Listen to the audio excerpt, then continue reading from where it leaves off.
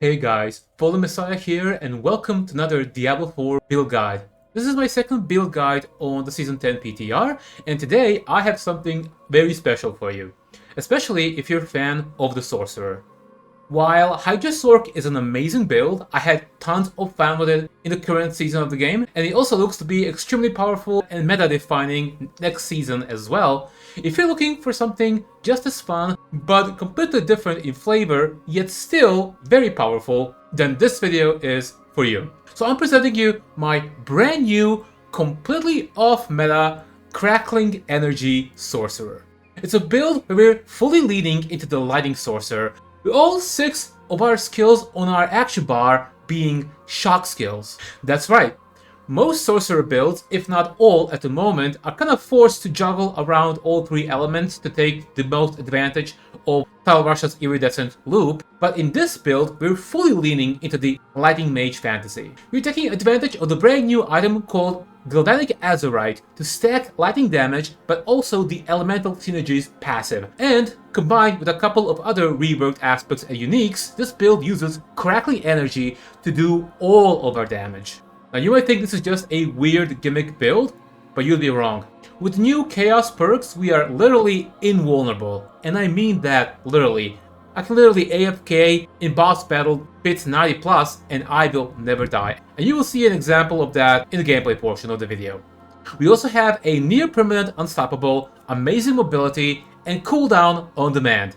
I have cleared pit 95 with still more space for improvement and optimization, and I only had Paragon level 200 because I wanted to simulate how an actual experience for most people is going to be like. This also means that dedicated players can expect to hit pit level 100 plus in the live version of the game with more Paragon levels and trading at their disposal. So if this seems like fun to you, then sit back, relax, as I take you through everything you need to know. Everything from skills, items, Paragon, gameplay, and more. With of course a written planner available as well down below. And by the way, this video took a long time to make. As it's a completely brand new off-meta build, I didn't really have any frame of reference to begin with, so I had to assemble everything by myself from scratch. It took me many hours to see what works, what doesn't work, and how to best optimize it. So if you appreciate these efforts, drop a like to the video and sub to the channel if you haven't already, as it really helps me out a ton. Anyway, let's get straight to the build guide itself. So just a quick overview of the build first. By the way, if you hear some weird sounds, that's actually a storm right outside, heavy lightning and heavy rain, which is kind of fitting for the build that I'm about to show you. So we're fully leaning into the Lightning Mage fantasy. As you can see, all 6 skills in our bar are shock skills. I will explain why in the item portion of the video. We also have tons of mobility thanks to our teleport, tons of cooldown reduction. On longer battles, we actually can just completely spam our ultimates, our teleport all the time. We're also using the brand new Mana Shield Chaos perk to be pretty much completely invulnerable. As you can see, I have over 17k mana. We also have ton of mana regen, so we are never in any danger of taking any actual damage. Let me take you through the skill portion first, and we'll go over to the items a bit later. First of all, we're going to put 5 points into Spark. This is our shock skill number 1. Now, Spark itself is not going to do anything for us, but it's going to sit very comfortable in our skill tree, and it's going to contribute to our overall damage. I will explain why in the item portion. Then, we're going all the way here, 5 points into Charged Bolt. Charged Bolt doesn't do damage itself, but thanks to one aspect, it's a vehicle through which we're actually spreading Crackling Energy, which is the main and only source of our actual damage. So we're gonna put 5 points here, 5 points into Teleport, Enhanced, and Mystical. This is another source of Crackling Energy generation. It's not needed, but if you have extra points, it does help out a little bit.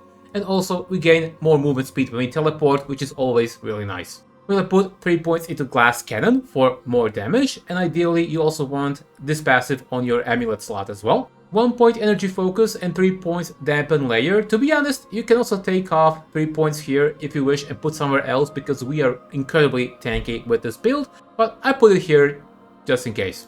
1 point into Precision Magic. Our hit chance is actually fairly important in this build because it helps with proccing our Static Discharge and other things, so ideally you want quite a lot of it. However, we also already have plenty of lucky hit chance on our gear, and I will show you that a little bit later.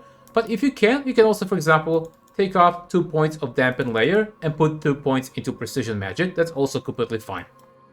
We're gonna put 1 point into align the elements and 1 point into protection, just as another source of barrier, even though we don't really need it, but we do gain more damage reduction when we do actually have it. So I guess it's not a bad thing to have. 5 points lightning spear, enhanced lightning spear, and invoked lightning spear.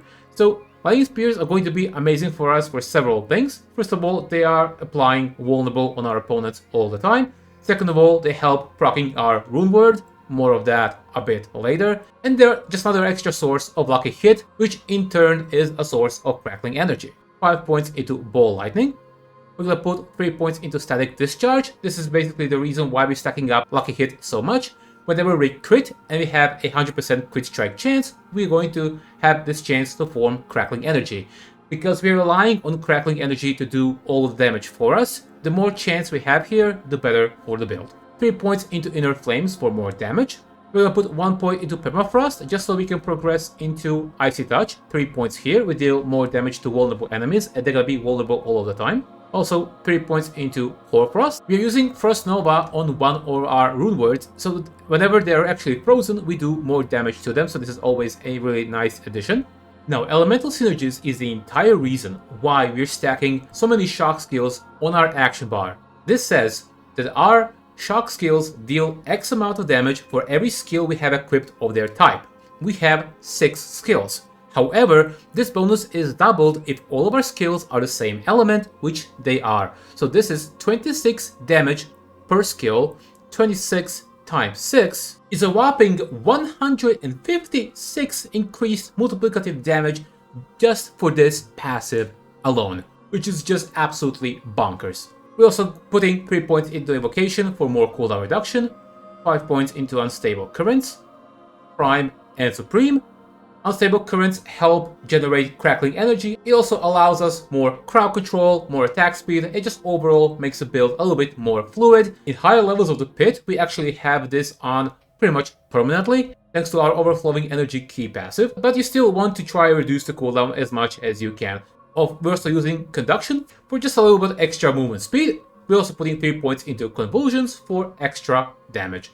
And for the key passive, as I mentioned, we have overflowing energy. Not only is it an amazing source of damage multiplication, but also every time our crackling energy hits an enemy, our shock skills are reduced in cooldown. This is the reason why we have so much cooldown reduction. So in high levels of the pit, when our crackling energy actually has the time to do the damage as opposed to just one-shotting the content in Torment 4, we get this cooldown reduction all the time. You will actually see in the gameplay portion of the video how this looks like, but we basically always have teleport, we always have everything on demand, we always have unstable currents. So it's just overall very fast-paced build, very satisfying to play, it's all over the place, it has a huge AoE, and it's really super fun. Alright guys, let's talk about items. This build uses 3 mythics, and it's pretty much the usual stuff. Also for the helm, we're going with Air of Perdition.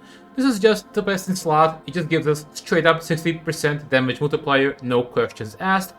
For the other stats here, they're actually not super important. We really only benefit from crit strike chance and lucky hit chance. However, thanks to our Locran talisman, we actually are capping out on crit strike chance, so GA and Masterwork in here, not really necessary. So I would advise you to try and triple crit lucky hit chance if you can, because it's going to help proc more crackling energy, and then in turns we do even more damage. For the chest, of course, Shroud of False Death, huge source of damage multiplication thanks to our all passives. However, all stats is also an amazing affix because it helps to proc all the rare nodes on our Paragon board, all the other bonuses, and also, thanks to our Mana Shield Chaos perk, more intelligence equals more mana, and mana is our life. So it's also both an offensive and a defensive stat at the same time. Try to triple crit all stats if you can, although I will say the resource generation is actually a fairly useful stat on this particular build.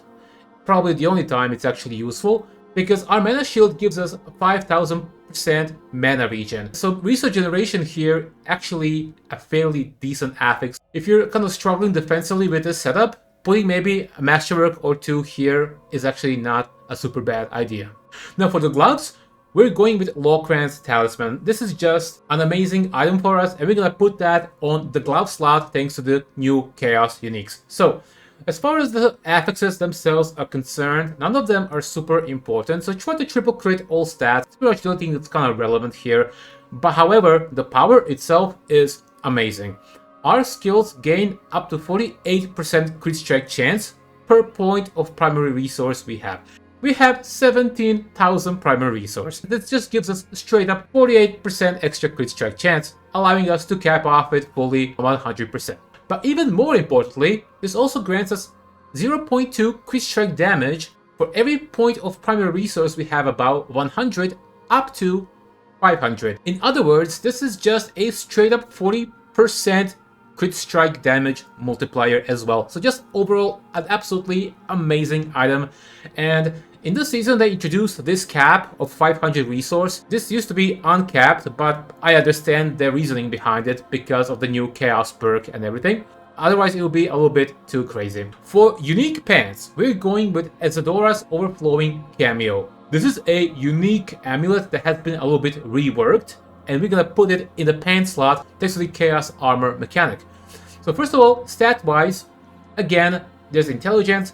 There's a pretty hefty bonus to Crackling Energy damage, but we already have a ton, so it doesn't make too much of a difference. There's movement speed, which is also pretty nice. There's damage reduction per charge, which is also pretty nice. But really, intelligence percent is what we're after here the most, because it's both a damage and a defensive multiplier. It's gonna multiply our damage and also give us a lot more mana to work with, so try to triple crit that if you can. Now, let's actually read this item effect because it's very important. So our Crackling Energy gains 10% X damage for every level in shock skills we have equipped. You might have noticed that we have 6 shock skills, but not only that, every single one of them has 5 hard points put into them, and that is precisely because of Isodora's Overflowing Cameo's new effect. So we have 5 hard points in Teleport, Lightning Spear, Ball Lightning, Unstable Currents, Spark, and Charge Bolts. Remember when I said earlier that, for example, Spark, that we're gonna put 5 points here, it's just gonna sit here on our action bar, nice and pretty, without ever using it? That's why. So for every hard point into our shock skills on our action bar, we get 10% extra damage on our Crackling Energy. That's a multiplicative damage, so that's an easy 300% extra damage just by using this mechanic. So having 6 storm skills not only procs this benefit, but it also procs Elemental Synergy's passive for huge amounts of damage. Now, before you ask, I did test Shaco first. However, as far as I can tell, this new effect only counts hard points into the skills. So plus the skill bonuses doesn't seem to be applying here.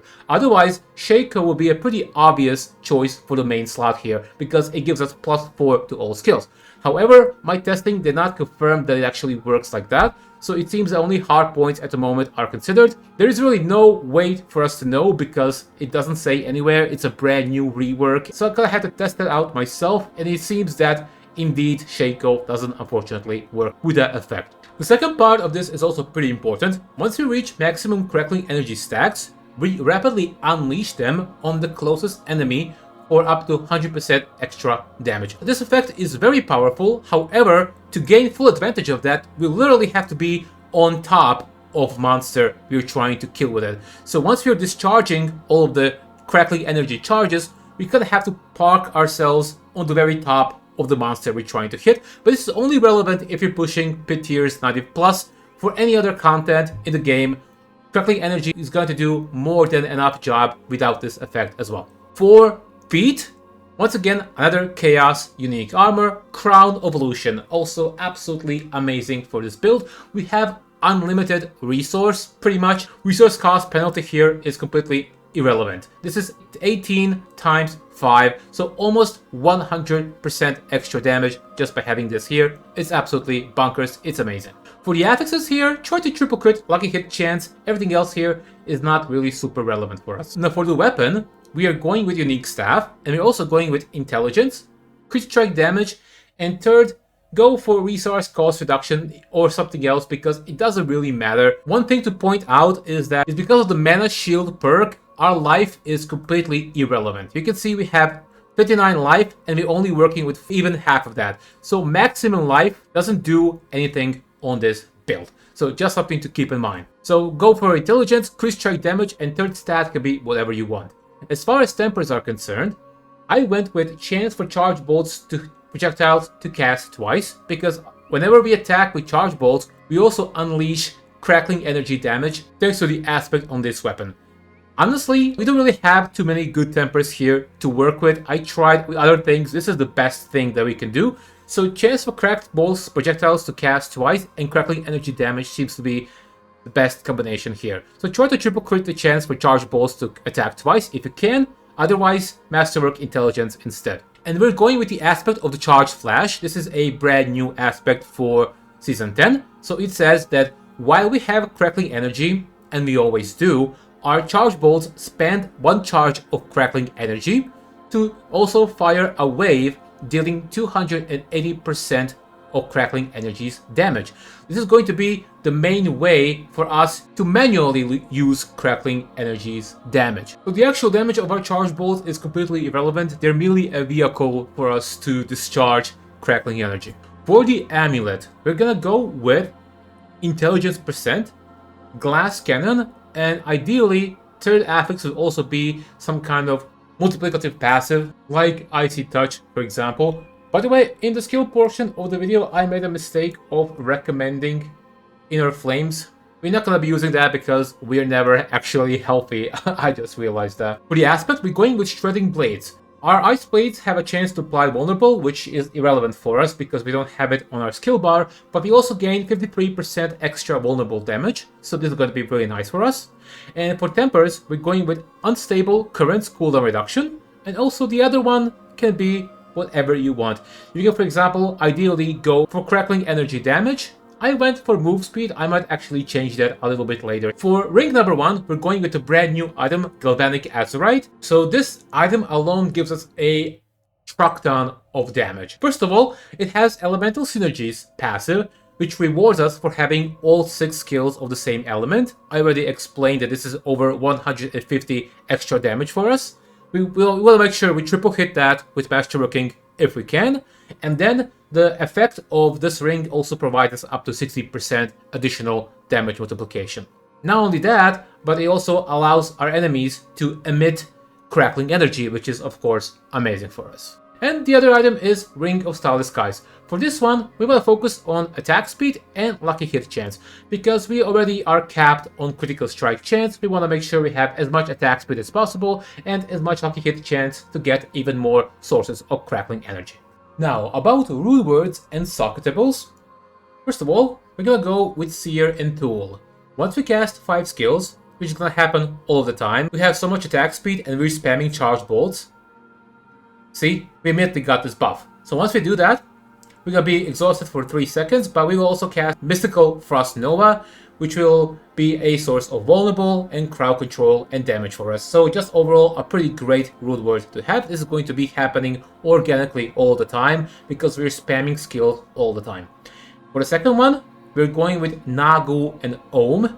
You will see in the gameplay portion that we always have a dozen of lightning spears going around us at all times. So we're always going to have at least 6. This is happening thanks to our enchantment, but we can also just manually cast them as well to make sure we always have maximum of 12 at any given time. This is going to proc Ohm once every 6 seconds, so we always have this 15% damage buff pretty much permanently. You also want to make sure that you put intelligence gems on armor and pants, because more intelligence equals more damage and also more mana.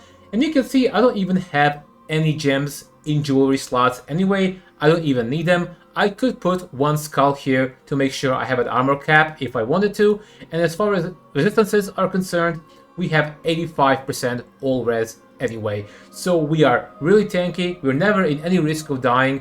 You can put something here if you wish. I don't even have it. Let's talk about the brand new perks now. So we're rocking Mana Shield. It reduces our maximum life to 99%, but it also makes us pretty much invulnerable. We can stand on literally anything that this game throws at us. I can AFK at pit bosses 90+, it doesn't matter. we have so much mana. Not only do we get increased maximum mana, but also every point of intelligence increases our mana by 1. So this all multiplies with each other, which results in having over 17,000 resource, which is absolutely insane. Plus, as long as we don't take damage in 4 seconds, we gain ton of mana regen, which is in this case our life regen. However, even though we're not supposed to take any damage, this mana shield has a weird interaction in the sense that we actually can lose damage, although we will never die as long as our mana is full, but there are some cases in which we actually do lose damage. Maybe that's just a PTR bug. I don't know why that sometimes happens, but it doesn't matter. It can get a little bit scary watching your life drop to basically 0, but you will never die, so don't worry about that. For other perks, we're going with Marred Guard. This is synergizing amazingly with our mana shield. It says that we can no longer be healed about 50% life. That's fine. We already have 99% life reduction, but also this gives us 10% max resistances to all elements, 40% armor, 100% increased barrier, and 45 generation. So these two things combined allow us to be pretty much immortal. So we are at res cap 85% and we are at armor cap at all times. Second one is going to be Crazy Brew. This is not mandatory. You can change this for something else, but I think it's pretty nice. When you hit your health potion, you get basically 80% increased attack speed and also move speed. It just makes the build a little bit faster. It also introduces a cooldown to our health potions, but we don't need them because we never actually are in any danger in this build. So that's why we can use this with cooldown, no problem. But if you want to put something else on there, that's completely fine. And lastly, the last perk is going to be Accelerating Chaos. We have a chance on lucky hit to trigger a chaotic burst. We're always going to have up to 10 plus lightning spears running around, and also Crackling Energy procs lucky hits as well. So this is actually another source of pretty nice cooldown reduction for us. For enchantments, we're going with Spark number 1. Killing an enemy has a 36% chance to form a Crackling Energy. This is just yet another source of Crackling Energy for us. And the second one is going to be a Lightning Spear enhancement. Whenever we pick up Crackling Energy, we have a chance to conjure up a Lightning Spear. So we don't even actually have to cast these spears, even though we do, but you can just basically run around and pick up Crackling Energy. These spears are gonna form by themselves, and we're gonna have a lot of them, and then they kind of help to proc lucky hit and generate more Crackling Energy. So it's a pretty nice circle, and everything is just very fluid and placed together with the build really well. For consumables, I went with Elixir of Advantage, just a little bit extra attack speed and lucky hit, and then Sage's Whisper for more intelligence, Soothing Spices, and Song of the Mountain. Alright, let's talk about the Paragon board now. As always, I'm not going to go into every single one of these nodes, just a couple of pointers. However, make sure to pick all the legendary nodes and all the glyphs, and also, unlike in other Paragon boards, here life bonuses are actually completely irrelevant. So you don't really have to waste any of your time picking those up, but all res and armor is always welcome. So we're gonna start out with Destruction. Destruction is a very nice multiplier on a crit strike damage. And also, if you have any extra points to spare, you can pick up other dexterity here, because that's going to increase your crit strike damage even further. For board number 2, we're going with Ceaseless Conduit. It's just a huge source of damage multiplication for our Crackling Energy. Glyph number 2 is going to be Charged. Charged works amazingly well for this build because it increases our damage whenever we pick up Crackling Energy, which is gonna happen all of the time. Not only that, but for every 5 intelligence purchased within range of this glyph, we gain more additive bonuses for Crackling Energy damage, so this glyph alone gives me 400% extra. So for example, if you click here, this one intelligence node is 22% extra damage, and it definitely adds up a lot over time, so any extra points should go here first on these intelligence nodes. Then we move over to board number 3, which is Frigid Fate. This is just a nice little bonus of 60% to all of our vulnerable enemies. It says it's equal to the 20% of the total amount of our bonus damage with cold, but it actually benefits from all sources of non-physical damage, and this board basically procs itself, thanks to, for example, nodes such as Elemental Favor, and all these other non-physical nodes in the range, so you shouldn't have any issues hitting that. For glyph number 3, we're going with Tactician. We deal 15% increased damage whenever we cast Teleport, and for 5 seconds after that. In fights, we're going to be casting Teleport pretty much all of the time, so we always benefit from this bonus. Board number 4 is Fundamental Release. Every time we apply Vulnerable or Crit, which is of course going to happen all the time, we deal more damage. Glyph number 4 is going to be Unleashed. After we spend 50 mana, we deal 8% increased damage, and we also gain 35% increased mana regen. We're gonna be spending 50 mana pretty consistently because we're spamming charged bolts anyway, so that's gonna be active all the time. And also 25% increased mana regen on top of already 5000 mana regen that we have on our mana shield is just another thing that kind of helps us remain immortal as well. And the final board is going to be Enchantment Master. This is just another huge source of damage multiplication. We have 2 Storm enchantments, so this is a ton of extra damage for us. And final glyph is going to be Eliminator. And we are now in the final portion of the video, which is gameplay portion. Now gameplay is very simple. I'm gonna show you my 95 clear a little bit later, just to kind of show you what I'm actually doing. But basically, we're just pretty much spamming charged bolts because they're gonna be discharging our Crackling Energy damage on every strike. They're gonna also proc our Paragon nodes by spending mana. And we also want to make sure that we always have Unstable Currents on because it helps to proc our Crackling Energy passively. As you can see, I wasn't even using Lightning Spear, and I already had like 9 Lightning Spears. So that's basically the gist of it. We use Unstable Currents, we spam Charge Bolts, we never use Spark, we never use Ball Lightning, it's not even relevant. Our Crackling Energy helps to proc Lightning Spear. Lightning Spear helps to proc Crackling Energy. We can also manually cast Lightning Spear, and then we teleport around for mobility, for Unstoppable, and for the damage as well, thanks to our glyph. And our Crackling Energy is gonna do the rest. By the way, can you just see how visually appealing this build is? Your lightning is flowing everywhere. It looks so pretty. I love this. And also just to show you a little bit how this build actually works in practice, as you can see, I'm absolutely melting monsters here. This is pit level 95, by the way. Just look how everything looks and feels. This is so fun. There's just lightning all over the place, and it's really pretty. You can see I have 10, 12 lightning spears, which is the maximum. I don't even use them. They just spawn automatically. I don't press them all that much. And we have cooldown on demand, especially in these longer fights on higher levels of the pit. As you can see, once I use teleport, it's immediately back within a second. You can see the cooldown dropping immediately. The same is true for our ultimate. Whenever I actually remember to use it, I just use it and bam, it's immediately back. So we have cooldown on demand, we have mobility and Unstoppable pretty much on demand. We are zooming around, and there's so many things happening. It's so fast-paced, and monsters are just melting. Now, for the most optimal gameplay, you want to make sure that you proc your cameo by being on top of the monster you're trying to kill. See right here, I'm on top of the monster, and then it starts melting in HP thanks to that effect. But this is only really relevant in these very high levels of the pit. Anything else is just going to die in 1-shot, 2-shot, especially in Torment 4. So this mechanic, where we're standing on top of the monster, is only really relevant for these high HP elites on these very high pit levels. Anything else, it doesn't matter. You don't have to do this.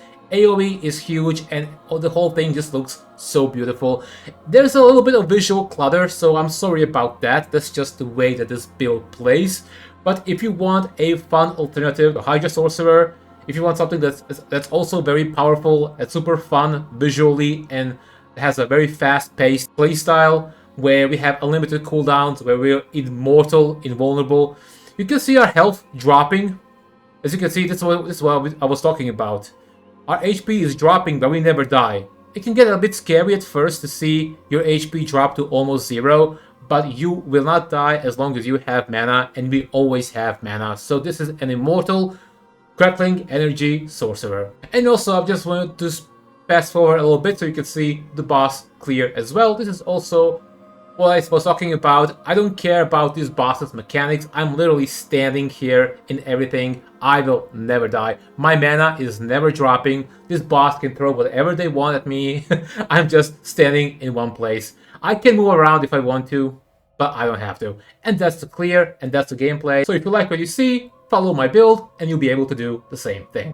And there you have it, guys. That's been my complete guide for brand new Season 10 Crackling Energy Sorcerer. This is an amazing, fast-paced, fun build, and there's finally a build out there for you to fully lean into one specific element, because pretty much every Sorcerer build out there is kind of forced to play around Tal Rasha's ring and use all three elements to do the brunt of the damage, but this build uses one single element only to fully lean into this power fantasy of a high damage lightning sorcerer. So if you enjoyed something new, something off meta, but also very powerful that can definitely contend with Pits 95 or even 100 plus, then this is the build for you. And of course, as always, with all of my video guides, there is going to be a written planner down below, both in the video description and also pinned in the comment section as well. If you have any questions, feel free to reach out in the comments and I will make sure to reply as fast as I can. Of course, as this is a PTR, some things are bound to change from the live version, but in my experience, most things that do change end up just being numerical in nature.